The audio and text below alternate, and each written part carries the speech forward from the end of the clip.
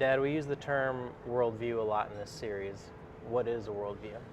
You know, the interesting thing is, one day I was going to speak on the subject in Hong Kong, and as I stood up to speak, one of the lenses of my glasses fell off. I was to read a text, and there I was looking at a pair of glasses with one lens that worked, and there was no lens on the other side, and everything was distorted, which was ironic because I was going to talk about a worldview, in a sense, as the lens through which you ultimately look at reality.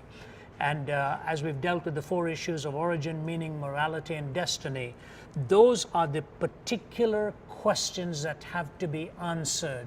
And when they are put together, they form your worldview. So a worldview is a set of assumptions or assertions you have made through which you look at every choice and every decision that ultimately comes in life to shape, especially your values and your spiritual commitments that are made in your day-to-day living. It is a critical thing, and the problem is some people don't realize that they have a worldview. C.S. Lewis said about apologetics, the question is not whether you do apologetics or not, the only question is whether you have what you already do in apologetics is good or not. And that's also the case of a worldview. It's not whether you have a worldview or not, it's a case of whether the one you do have is a truthful worldview or a false one. Something that important has to be tested. So how do we do that? It absolutely has to be tested, and there are two or three things I can say here. The classical way of testing a worldview involves three steps: logical consistency, empirical adequacy, and experiential relevance. What does that mean? Your answers have to be logically consistent. They have to be empirically adequate, meaning you're able to verify them in situations like the resurrection from the dead, like the archaeological claims of the Bible, like the historicity of the Bible. So that is the empirical component in it.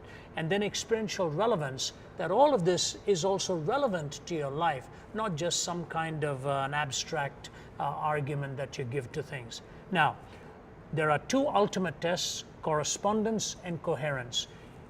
To particular questions, your answers must correspond to reality. Meaning by that, if you say, I came here in a red car and it's parked right in front of the building, that is a correspondence test I will put. I can walk out of here and see if that red car is actually there, or you're spinning some kind of a line to me on that. Now, if you're in a courtroom and you say, I didn't commit that murder, maybe you're telling the truth, but that does not mean you have no implications in it. How will the attorney find out whether you are completely telling the truth or not? They will take all of your answers, put them together, and make sure they are coherent. So there's correspondence and coherence. Let me say something very important that is easily forgotten. Sometimes worldviews are systemically false. The system itself is flawed, and you don't have to examine all of the details to know the worldview is flawed. You can see that something central to it is a flaw. For example, the Quran says Jesus never really died on the cross. It only appeared to the people that he died.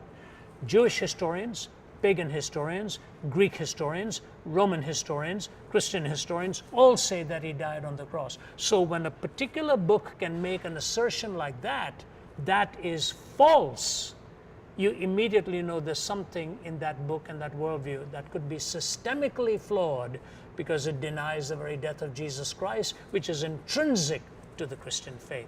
So going back, logical consistency, empirical adequacy, experiential relevance, correspondence to truth in particular statements, coherence as a whole worldview. And if you notice a systemic flaw, there are danger signs of the rest of the worldview.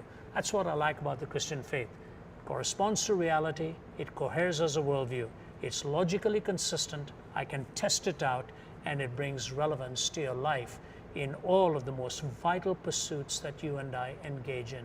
That's what makes Christianity not just an end-time thing, it makes it relevant for the now.